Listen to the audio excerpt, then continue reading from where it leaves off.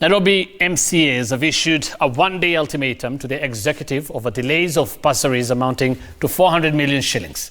The MCAs stormed out of the county assembly chambers, aiming to persuade the executive to release bursaries that have been withheld for a whole financial year. Elphas Lagat now reports on the unfolding row between the MCAs and the executive 2 months after Governor Sonko announced that the funds will be disbursed. A row between city's MCAs and the executive is brewing by the day.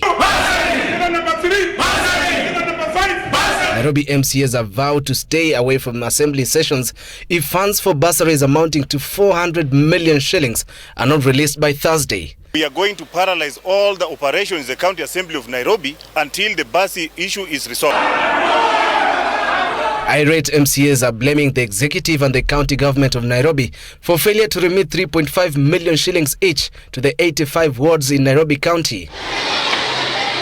The MCAs bemoan that the delay has pitted them against the electorate after they issued them with forms last year. All the 85 wards were issued with 700 forms each, and the parents filled the forms and they returned back to the county Department of Education. But it has been a problem now to release the checks. The members of the county assembly say they will not take any excuses from the executive, adding that they will disrupt any operations in the assembly until they receive bursaries that have not been released to the wards for the just ended 2018-2019 financial year. What is now giving us a problem is that we cannot get those checks.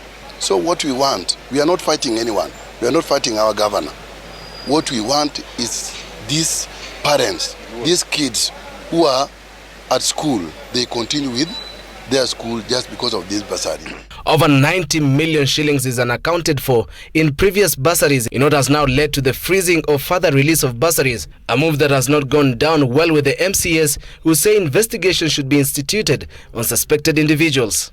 We want to urge the governor to invite the investigative agencies so that we arrest the issue of misappropriations once and for all, so that our poor parents and poor children can benefit from their rights.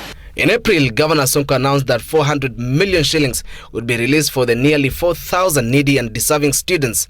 Agnes Odhiambo, the controller of budget, has now been summoned to appear before the assembly on Wednesday to provide a working solution. With the summoning of the controller of budget set for tomorrow and an impending ultimatum for Thursday, it remains to be seen just who will blink first, the executive or the members of the county assemblies.